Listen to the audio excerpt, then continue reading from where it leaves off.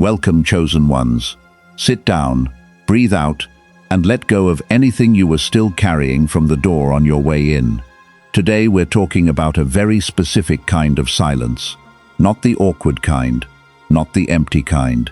The kind that comes after someone spent months, maybe years, telling anyone who would listen that you were going to fail, that you'd come crawling back, that without them, you were nothing but a story that ends badly.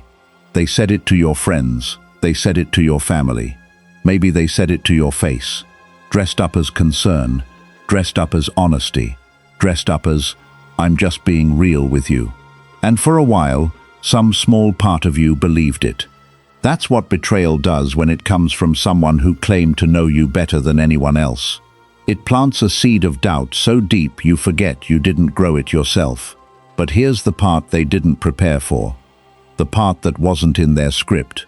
You didn't fall apart the way they predicted. You didn't spiral. You didn't beg. You didn't prove them right just to make the discomfort of being doubted go away. Instead, something quieter happened. Something they have no framework for. You just kept going. And somewhere along the way, the people who were loudest about your downfall got very, very quiet. That silence you're sensing right now, that's not peace on their end. That's not closure. That's the sound of a prediction that didn't come true, sitting in a room with nowhere to go. Stay with me, chosen ones, because the real shift hasn't even started yet. Let's talk about what it actually costs a person to be wrong about someone in public. When your ex told people you'd fail, they weren't just making a comment about you, they were making a bet on their own credibility. They staked a piece of their reputation on the idea that you needed them, that you were incapable without them, that your story only worked as long as they were the main character holding it together.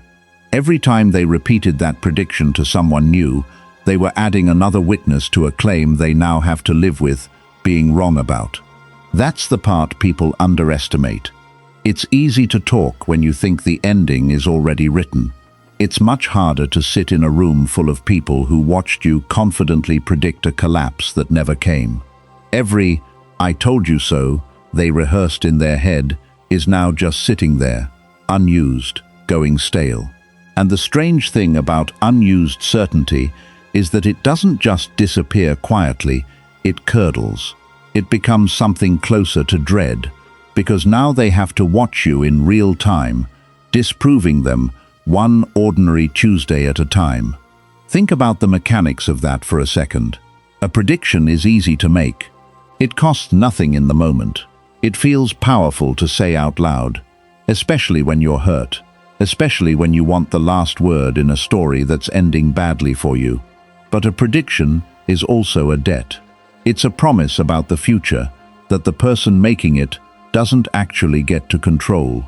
They can say whatever they want about how your story ends, but they don't hold the pen. You do. And every day you keep writing a different ending than the one they announced. That debt quietly compounds. You were never asking to be believed in. You were asking to be left alone long enough to prove it to yourself. And that's exactly what happened. While they were busy narrating your downfall to anyone who'd listen, you were quietly building the version of your life that didn't need their permission or their prediction to be real. Not a dramatic version, not a movie montage version, just an ordinary, steady, unglamorous version of a life getting slowly better, 1 week at a time, with nobody clapping and nobody keeping score except you. If you're starting to feel that shift in your chest right now, that recognition that you've been doing this the whole time without even realizing it was a form of power, then let the universe know you're here. Drop a 77 in the comments right now. Not because I'm asking you to perform for anyone, but because there's something about naming a thing that makes it more real. Mark your presence, chosen ones, and let's keep going, because we are just getting started. Number 1. The prediction that became their prison. There is a specific kind of trap a person builds for themselves when they predict someone else's failure out loud. The moment those words leave their mouth, they are no longer a neutral bystander to your life. They've made themselves a witness, a narrator, a judge who now has to keep watching to see if the verdict holds. They can't just walk away and forget they ever said it, because somewhere, in the back of their mind, a clock started ticking the second the words left their mouth. Every update they hear about you, every mutual friend who mentions your name, every accidental glimpse of your life becomes a data point they can't help but check against the prediction they made. Think about how exhausting that actually is. To make a bold claim about someone's future and then have to quietly monitor the world for proof, year after year, conversation after conversation, bracing every single time your name comes up. That's not confidence, that's vigilance. And vigilance dressed up as certainty is still, underneath it all, a kind of fear. Fear of being wrong, fear of being seen being wrong, fear that the story they told everyone will one day be the story everyone remembers them for telling incorrectly. That's not freedom. That's a prison they built brick by brick with their own certainty. And now they're the one living inside it, checking the walls, waiting for the collapse that keeps refusing to come. You, meanwhile, aren't checking anything. You're not tracking their reaction. You're not waiting for a verdict, because you were never on trial to begin with. That's the quiet asymmetry nobody talks about.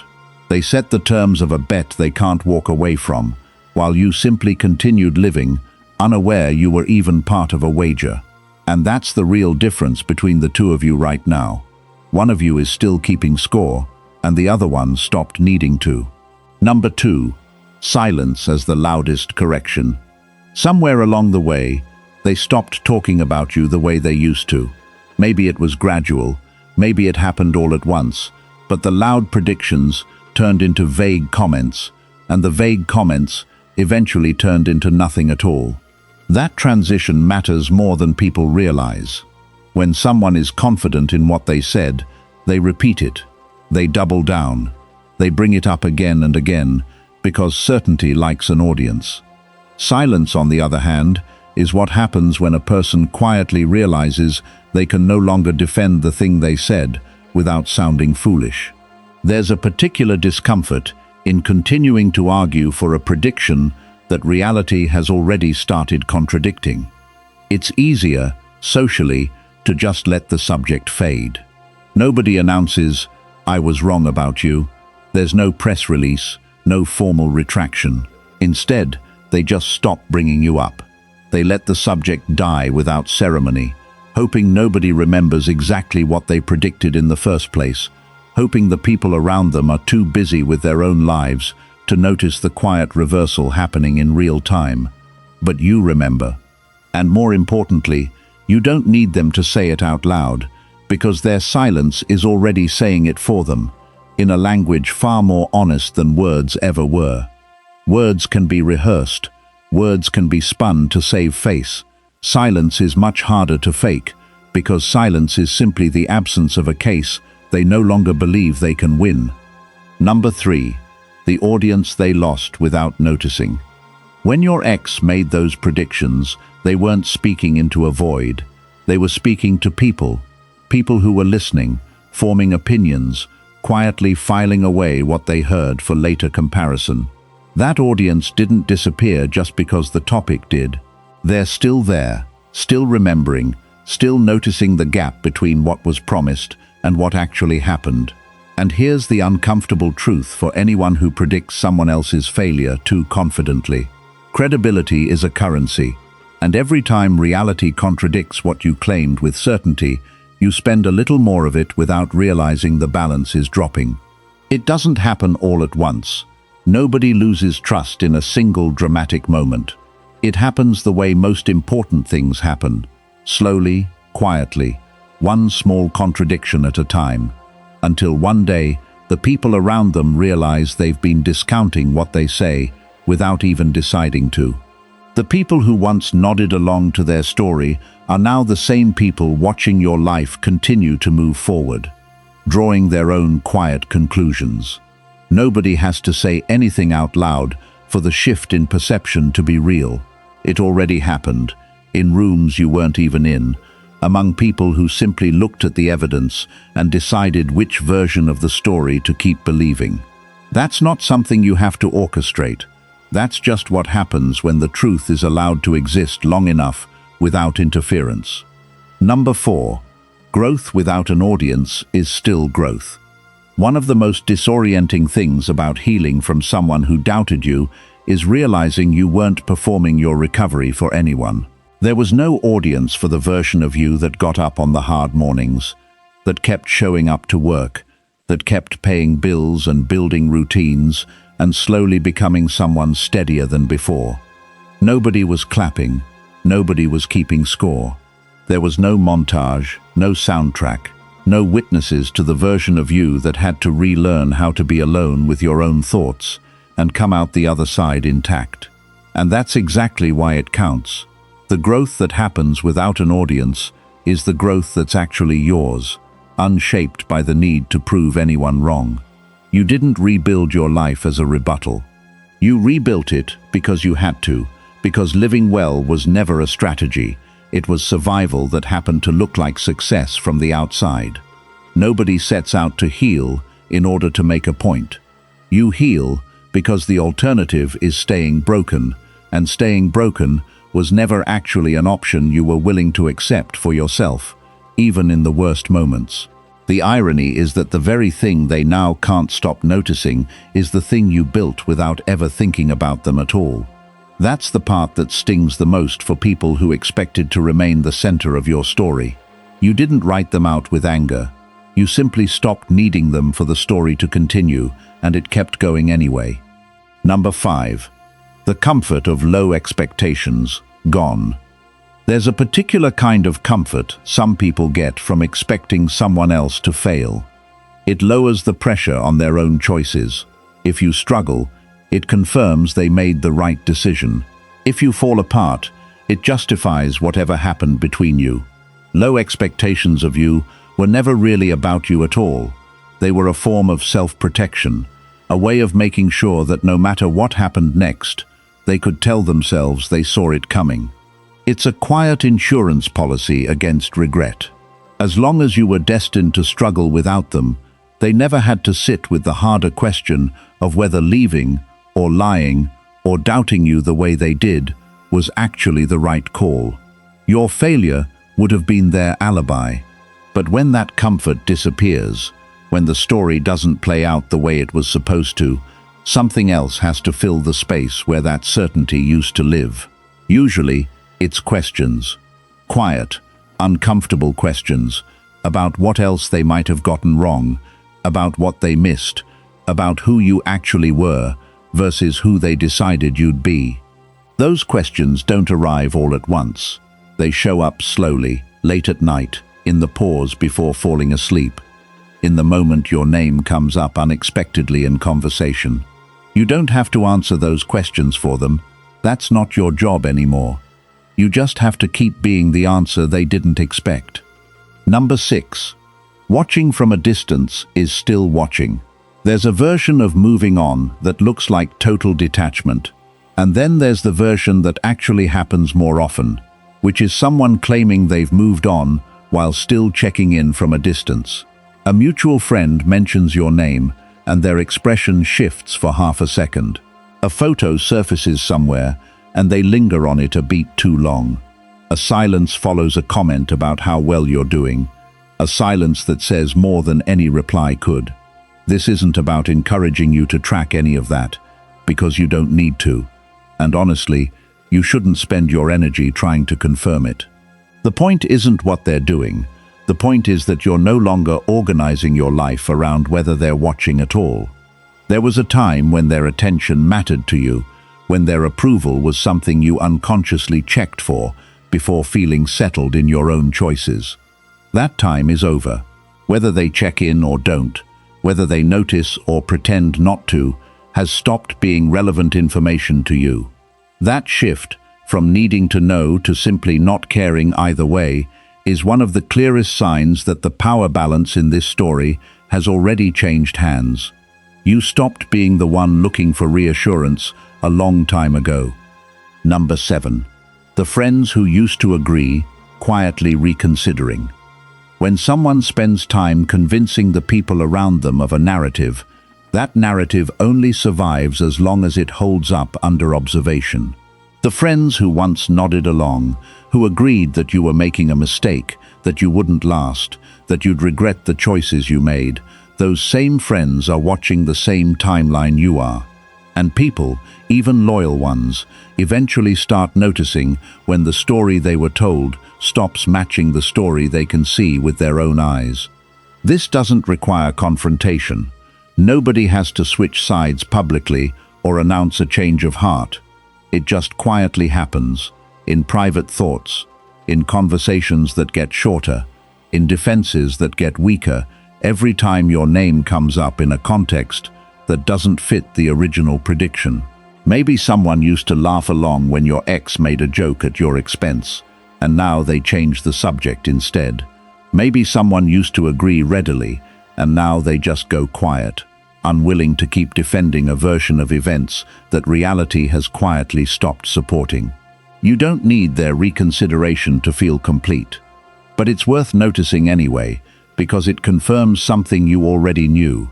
The truth has a way of outlasting the narrative, built to bury it, even when nobody says a single word about it out loud. Number 8. You stopped needing the apology to move forward. There was probably a point, early on, where some part of you imagined a moment of vindication, a conversation where they finally admitted they were wrong, where they apologized, where the record got corrected out loud, where you got to watch their face change as they realized how wrong they'd been. It's a natural thing to want. Almost everyone who's been doubted by someone close to them imagines that scene at some point. But somewhere in the process of actually rebuilding your life, that need quietly dissolved. You stopped waiting for an admission that might never come, because your peace stopped being dependent on their honesty. That's not resignation. That's a kind of freedom most people never reach. The freedom of no longer needing someone else's confession in order to trust your own version of events. It's worth sitting with how significant that shift actually is. Needing someone to admit fault keeps a piece of your power tied up in their willingness to be honest, and plenty of people never get there. Letting go of that need doesn't mean you no longer care what happened. It means you've stopped making your peace conditional on something outside of your control. The apology you were once hoping for has been replaced by something steadier, your own certainty, built from evidence, not from anyone else's willingness to admit fault. Number 9. The prediction that aged in public. Predictions made quietly are easy to walk back. Predictions made loudly, in front of an audience, age very differently, because they don't just fade, they get compared against reality by everyone who heard them.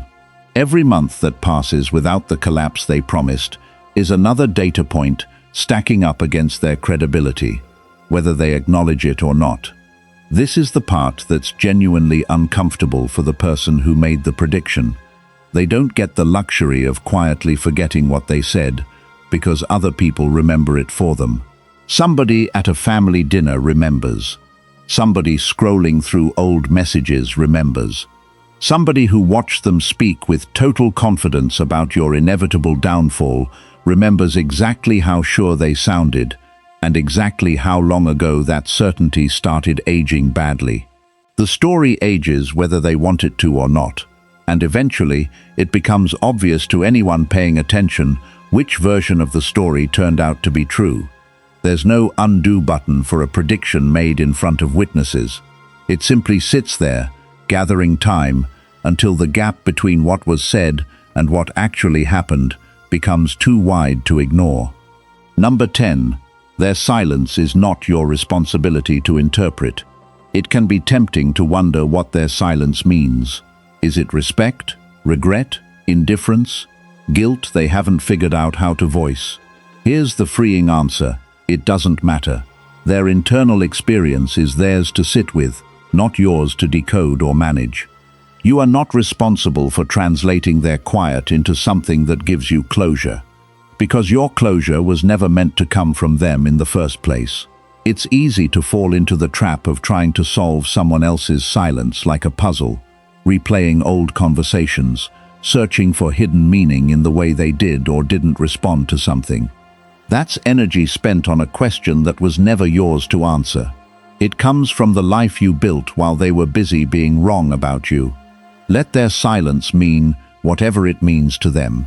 Your job was never to solve it, only to keep building the life that made it necessary. Number 11. Confidence without needing witnesses.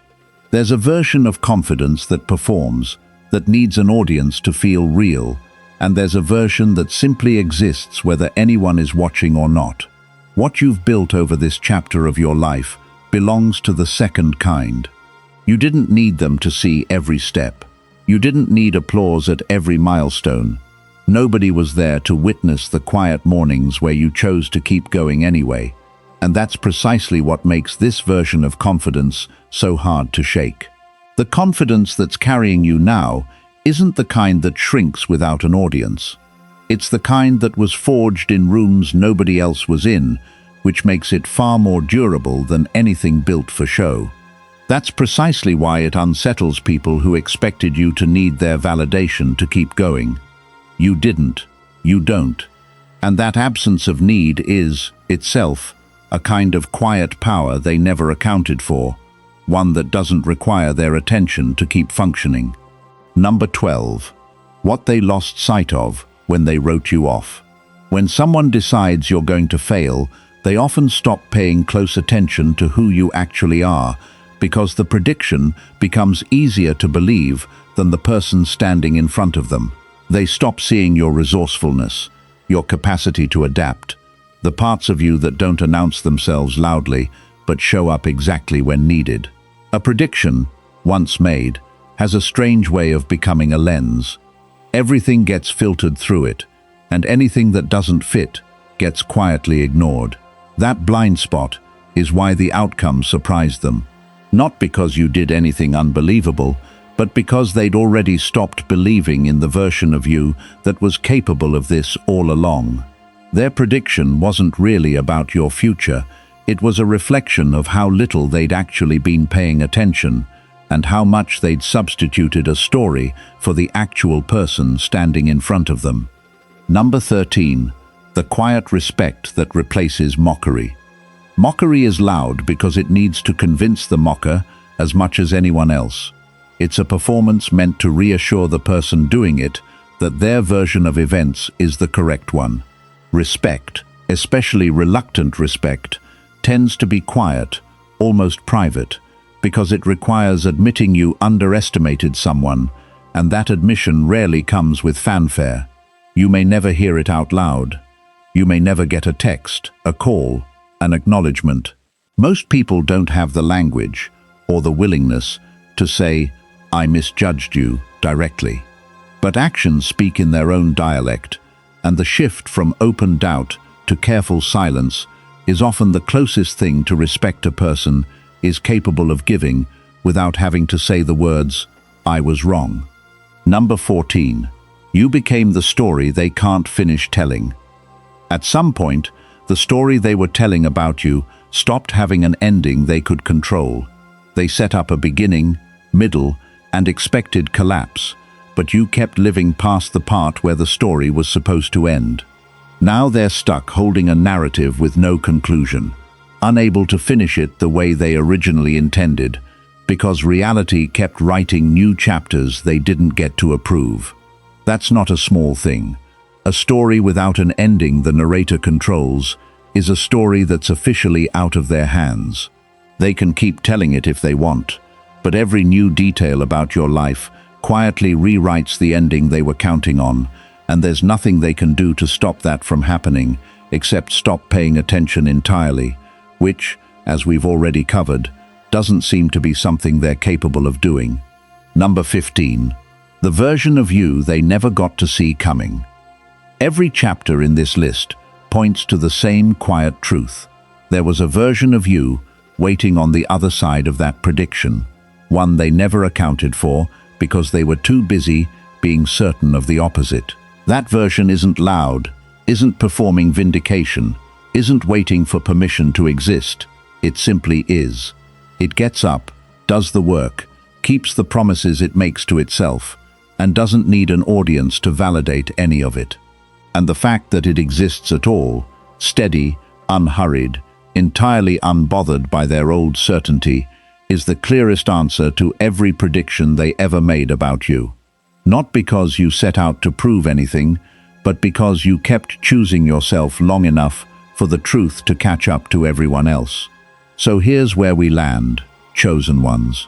The prediction didn't come true, and the silence that followed isn't emptiness, it's evidence. It's the sound of a story that got away from the person trying to write it, replaced by a version of you that nobody had to script, because it was already there, waiting for the noise to clear so it could be seen. You don't need their words to confirm what you already know. You don't need an apology to close the chapter. You just need to keep doing exactly what you've been doing, quietly, steadily, without asking anyone's permission to keep existing this well. The silence they left behind was never a void. It was the sound of a prediction running out of road, and you're still driving. If this message spoke to you, hit that like button, subscribe, drop the number 77 in the comments, and share this with someone who needs to hear it. Thanks for watching. We will see you in the next video. Take care and goodbye.